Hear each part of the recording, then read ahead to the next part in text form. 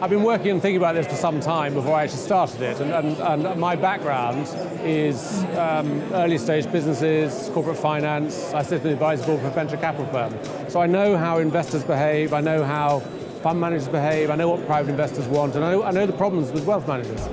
And what I looked at was three big trends actually. Firstly, digital technology generally. People are going online, people want to interact online, they want to do it themselves. So can I do it myself, can I build my own, can I do this? I then saw demographics. So the baby boomers are starting to retire, and the cohort within there who are wealth creators are retiring, and they become portfolio managers. They're looking for a different sort of investment product. And these behaviors are actually creating problems for fund managers. They're seeing their fund investors thinking, oh, I'll go online and do it myself. It's a problem for wealth managers. They're seeing their clients drift away from advice. And so we said, well, actually, that's not right. Fund managers, wealth managers, investors actually need to talk to each other. They work better together. How do we enable that with technology? The fund managers that are on our platform are typically looking for new customers. You know, they already have fund investors, but they're using our platform to speak to a part of the market that they're not already speaking to. It was one of the questions we get asked quite a lot, particularly from seasoned investors who are sort of slightly wary as to you know why they're doing this.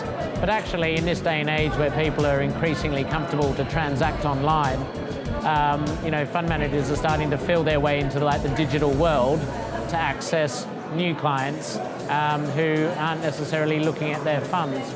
So from an investor's perspective, they get to come onto the platform, try out a fund manager on a deal-by-deal basis, and hopefully then build a relationship with them. But ultimately, for a fund manager, this is a way to recognize that there is a growing cohort of people who are comfortable transacting online, are savvy enough to look at fee structures, also savvy enough to take a view on a sector or the types of companies that they're putting up, want the freedom to stock pick you know, their own companies or choose their own portfolio, but equally recognize that there is benefit from going alongside a fund manager who has spent money on due diligence, most importantly is going to value the investment properly, because that's ultimately the best defender against you know, when looking at unlisted equities, is getting in at the right price, and then finally, most importantly, getting you out again, because these are naturally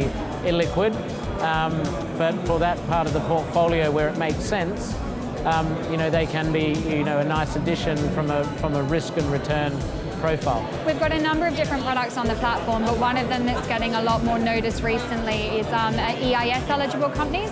It's a scheme from the government. It's called the Enterprise Investment Scheme. And it means that when you invest in a young growing company based in the UK, you can get 30% of your investment back as an income tax offset. So it's a really fantastic benefit immediately for you as an investor.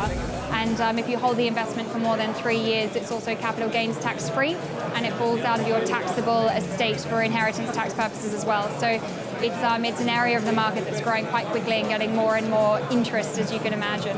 Ultimately, fund managers on our platform and the people coming to our platform are looking for unlisted equity with a higher risk and reward profile, but ultimately with a safer environment when dealing with alongside professional fund managers.